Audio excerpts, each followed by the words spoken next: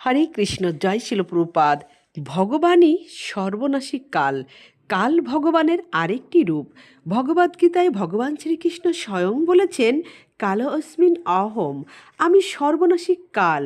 কালের স্রোতে সব কিছুই পরিবর্তিত হয়, বিলীন হয়, সৃষ্টি ও ধ্বংস সব কিছুই সংঘটিত হয়। সময়ের এ স্রোত কারোর জন্য কখনো অপেক্ষা করে না। সৃষ্টিরাজির সব কিছুর সময়ে সৃষ্টি হয়, আবার সময় বিনাশপ্রাপ্ত হয়। এই কালচক্রের কবল থেকে কেউ রেহাই পায় না। আমরাও একদিন মৃত্যুবরণ করব এবং মৃত্যু কোনো নোটিশ বা বিজ্ঞপ্তি দিয়ে আসবে না। তাই আমরা কেউ জানি না কখন আমাদের মৃত্যু হবে। বাস্তব জীবনেও আমরা এর প্রমাণ পাই। প্রাকৃত জগতে সব কিছু সংঘটিতর মূল কারণ হলো কাল।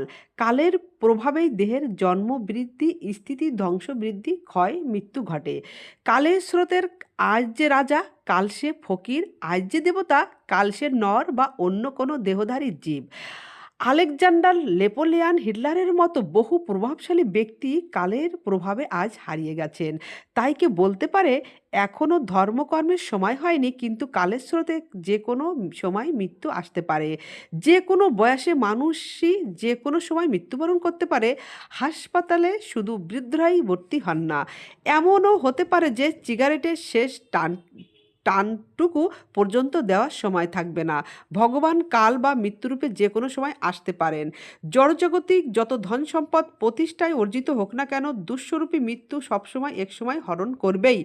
মহাপ্রভুকে যখন অনেকেই উপহাস করে বলতো, অকালে সকাল কেন, তখন মহাপ্রভু বলতেন, পথ তো বহুদূর।